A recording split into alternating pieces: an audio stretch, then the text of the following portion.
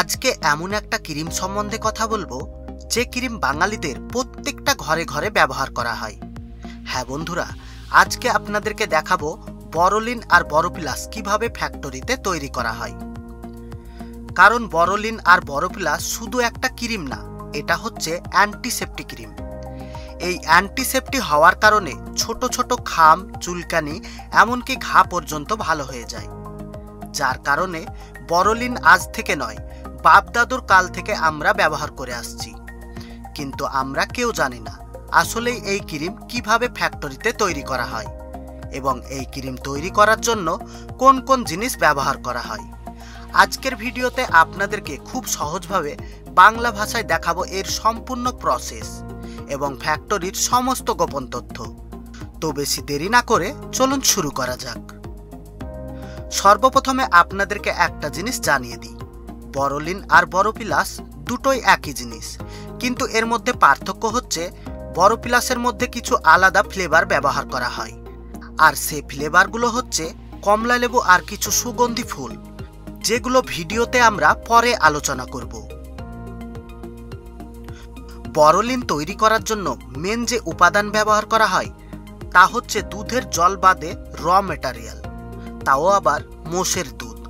কারণ অন্য যে কোনো দুধের থেকে মোষের দুধের ঘনত্ব অনেক বেশি হয়, যার কারণে র মেটারিয়াল অনেক বেশি পাওয়া যায় এবং এটা অনেক নরম আর আঠালো হয়ে থাকে। যার কারণে এই বরলিন বা বরোপ্লাস তৈরি করার জন্য খাস করে মোষের দুধ 80% ক্রিমে ব্যবহার করা হয়, আর বাকি 20% অন্যান্য কম্পাউন্ড এবং কেমিক্যাল ব্যবহার করা হয়। চলুন এবার এই ক্রিম তৈরি করা গোড়া থেকে ফুল প্রসেস দেখে আসি। সর্বপ্রথমে মোষের দুধ কালেক্ট করা হয়, আর এই দুধ কালেক্ট করার জন্য বড় বড় ফার্ম থেকে অতিরিক্ত পরিমাণে দুধ নেওয়া হয়। এবার এই সমস্ত দুধ নিয়ে চলে যাওয়া হয় ক্রিম ফ্যাক্টরিতে, কারণ কাঁচা দুধ থেকে এর র মেটারিয়াল বের করা হবে, যেটাকে আমরা দুধের মাখনও বলতে পারি। দেখতেই পাচ্ছেন এখানে দুধের বড় গাড়ি পেছনের দিক ফ্যাক্টরিতে ভরে দেওয়া হয়। তারপর একটা পাইপ লাগিয়ে দেওয়ার পর সমস্ত দুধ মেশিনের মধ্যে চলে যায়। এখানে মেশিন দুধ কালেক্ট করার সময় দুধের ফ্যাট কম্পিউটারের মাধ্যমে মেপে নেয়। তারপর এই মেশিন সর্বপ্রথমে দুধে থাকা ব্যাকটেরিয়াকে নষ্ট করে দেয়। যেহেতু এগুলো কাঁচা দুধ, সেজন্য এর মধ্যে অনেক ব্যাকটেরিয়া থাকে। এই জন্য ব্যাকটেরিয়াগুলো নষ্ট করা অনেক জরুরি। যার কারণে এই ভ্যাকিউম চেম্বার ব্যাকটেরিয়া নষ্ট করে দুধকে ভিতরে একটা জায়গায় স্টোর করে দেয়। কন্টেনারে স্টোর করার সময় দুধকে আবার দ্বিতীয়বারের জন্য ম্যানুয়ালি হাতের সাহায্যে টেস্ট করা হয়। এরপর শুরু হয় মেন কাজ, এই কাঁচা দুধ থেকে র মেটারিয়াল বের করা, যার কারণে ড্রাই মেশিনের মধ্যে পাঠানো হয়। এখানে যে লাল কালারের পাইপগুলো দেখতে পাচ্ছেন, এখানেই শুরু হয় ড্রাই হওয়ার কাজ। এখানে কাঁচা দুধকে হিটিং ভ্যাকুয়াম প্রসেসের মাধ্যমে দুধে থাকা এক্সট্রা জলকে বের করে নেওয়া হয়, আর মাখনের মতো এইরকম গোল গোল হয়ে বাইরে বেরিয়ে আসে। এবার এগুলোকে আর একটা মেশিনের মাধ্যমে ভেঙে পালিশ করা হয়, যার ফলে অনেক সফট এবং নরম ক্রিমে বদলে যায়। এখনো কিন্তু ক্রিম তৈরি হয়নি, এখনো অনেক প্রসেস বাকি। এবার এর মধ্যে আয়ুর্বেদিক লিকুইড ফ্লেভার মেশানো হবে, তার জন্য এই ফ্লেভার তৈরি করা হয়। এই ফ্লেভার তৈরি করতে প্রয়োজন পড়ে গোলমরিচ, এলাচ, লবঙ্গ, জায়ফল, অর্জুন গাছের ছাল, আরও বিভিন্ন গাছগাছড়া। এই সমস্ত গাছগাছড়াগুলোকে বড় কন্টেনারে ঢেলে দেওয়া হয়, কারণ এই সমস্ত গাছগাছড়া থেকে শুধুমাত্র ফ্লেভার বের করা হবে, আর সেই কাজকে এই মেশিন করে থাকে। কন্টেনারে সমস্ত কিছু দিয়ে দেওয়ার পর ওর মধ্যে কিছু পরিমাণ অ্যালকোহল মেশানো হয়, যাতে ফ্লেভার খুব সহজে বের করা যায়। এবার এই সবগুলোকে 75 ডিগ্রি সেলসিয়াস তাপমাত্রায় 6 ঘন্টার জন্য ফোটানো হয়। তারপর বেরিয়ে আসে এই ফ্লেভার। এবার এই ফ্লেভার ক্রিমের র মেটারিয়ালের সঙ্গে মেশানো হয়। তারপর ওর মধ্যে অ্যাড করা হয় অ্যাস্টিনোজেন এবং সানস্ক্রিন জিঙ্ক অক্সাইড এবং ইমোলেন্ট ল্যালোলিন মেশানো হয়, আর তার সাথে সাথে কিছু পরিমাণে ভিটামিন সি অ্যাড করা হয়। তারপর এটাকে অ্যান্টিসেপ্টিক ক্রিম বানানোর জন্য ওতে বোরিক অ্যাসিড অ্যাড করা হয়, আর সব লাস্টে দেওয়া হয় গ্লিসারিন।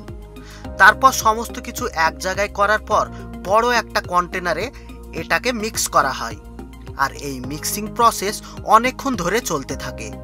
কয়েক ঘন্টা মিক্স হওয়ার পর এটা বরলিংয়ে পরিণত হয়ে যায়। এবার এই ক্রিম প্যাকেট হওয়ার জন্য একদম রেডি। এটা তো দেখলেন বরলিন কিভাবে তৈরি করা হয়, কিন্তু বরোপ্লাস তৈরি করার জন্য এতে কোনো রকম আয়ুর্বেদিক ফ্লেভার অ্যাড করা হয় না এবং বোরিক অ্যাসিডের পরিমাণ অনেকটা কম দেওয়া হয়, যার ফলে বরলিনের থেকে এটা অনেকটা সফট হয়ে যায়।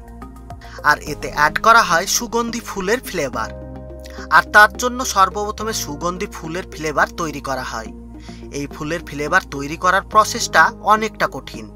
এর জন্য সর্বপ্রথমে বড় বড় ঘড়ার মধ্যে জলের সঙ্গে এই ফুলগুলোকে গরম করে ফোটানো হয়, আর এর থেকে যে ভাপটা বেরিয়ে আসে সেটাকে একটা জায়গায় জমানো হয়, আর এটাই হচ্ছে সুগন্ধি ফুলের লিকুইড বা ফ্লেভার। বরোপ্লাস তৈরি করার জন্য ফুলের ফ্লেভার আর ল্যালোলিন আর তার সাথে কমলা লেবুর ফ্লেভার অ্যাড করা হয়। এখানে কিন্তু কমলা লেবুর রস নয়, রসের থেকে পাওয়া ফ্লেভার ব্যবহার করা হয়। আর ফ্লেভার কিভাবে বের করা হয় সেটা তো আপনাদেরকে দেখালাম। তাছাড়া বরোপ্লাসে মোষের দুধের জায়গায় গরুর দুধ ব্যবহার করা হয়, কারণ গরুর দুধের ক্রিম মোষের দুধের থেকে অনেক পাতলা এবং নরম হয়ে থাকে, যার ফলে বরলিনের থেকে বরোপ্লাস অনেকটা সফট এবং নরম হয়। এবার হয়তো নিশ্চয় বুঝতে পেরেছেন বরলিন আর বরোপ্লাসের পার্থক্যটা কোথায়। অনেকেই হয়তো ভাবে বরলিনকে আপগ্রেড করে আরও উন্নতভাবে বরোপ্লাস তৈরি করা হয়। আসলে এই ভাবনাটা আমাদের ভুল। বরোপ্লাস অন্য সমস্ত ক্রিমের মতোই ব্যবহার করা যায়, কিন্তু বরলিন একটা অ্যান্টিসেপ্টিক ক্রিম, যে ক্রিম আমাদের শরীরের অনেক রোগ ভালো করে দিতে পারে। আপনি কি কখনো বরলিন ব্যবহার করেছেন? অবশ্যই কমেন্ট করে জানাবেন।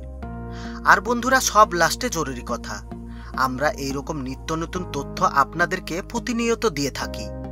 আমাদের ভিডিও দেখে যদি আপনাদের একটুও উপকার হয়ে থাকে তাহলে চ্যানেলটাকে সাবস্ক্রাইব করে আপনাদের বন্ধুদের সঙ্গে ভিডিওটি শেয়ার করুন, কারণ আপনার থেকে তারাও অনেক কিছু উপকার পেতে পারে। এতক্ষণ পর্যন্ত সঙ্গে থাকার জন্য আপনাকে অসংখ্য ধন্যবাদ।